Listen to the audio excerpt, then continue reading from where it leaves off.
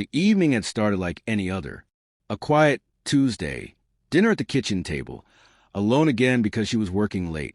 It wasn't unusual, so it didn't bother him. But when her phone buzzed on the table, everything changed. The name on the screen wasn't familiar.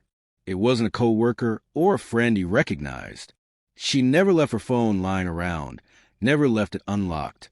Maybe it was nothing, he told himself, but something in his gut told him otherwise. He hesitated before picking it up, convincing himself it was only curiosity. Then he saw the message. A simple sentence.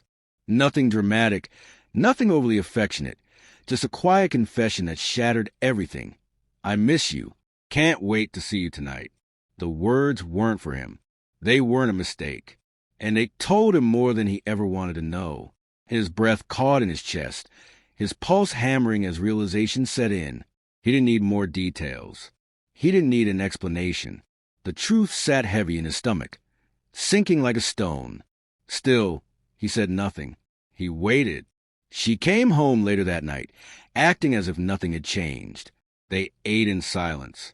Every now and then, she glanced at her phone, her fingers tightening around it like it held something more important than the person sitting across from her. He wanted to ask. He wanted to shout. But instead, he watched and waited, letting her own guilt press down on her like a weight she couldn't quite shake. When dinner was done, he cleared the table while she sat there, lost in thought, eyes glued to the screen. That was when it truly hit him. There would be no confession, no apology, no moment of honesty. She wasn't going to tell him the truth because, in her mind, it was easier to pretend. So he made his choice.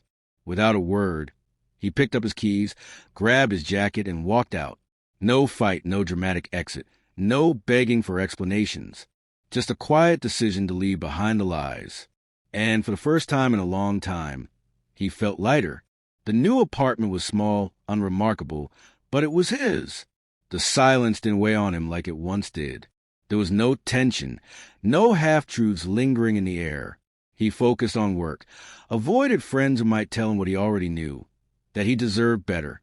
None of it mattered. What mattered was that he was free. Then the calls started. At first, he ignored them. The texts followed, short at first, then more desperate. She wanted to talk. She wanted to explain. She wanted him to listen. He read every message, though he hated himself for it. Some small part of him wanted to believe she regretted it, that she finally understood what she had lost. But he didn't respond. 2 weeks passed before she showed up at his door. The knock startled him. He thought it had to be a mistake until he heard her voice, quiet, pleading. She wasn't going to leave. When he finally opened the door, she stood there, looking smaller than he remembered. Her eyes were red-rimmed, her makeup smudged.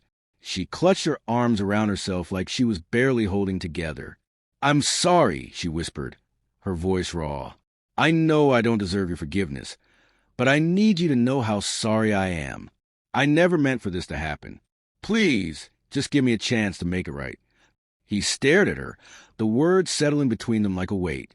There was a time when he would have reached for her, when he would have believed the pain in her voice. But that time had passed. She had already made her choice. And now, so had he? "You don't get to come back just because you're sorry now," he said, his voice steady, colder than he expected. "You didn't fight for me then." She didn't argue. She didn't try to change his mind. She just stood there, shoulders sagging, the realization settling in. "I think it's too late," he murmured. And with that, he closed the door. Closure doesn't come from the person who broke you. It comes from walking away and knowing, deep in your bones, that you don't need them to be whole.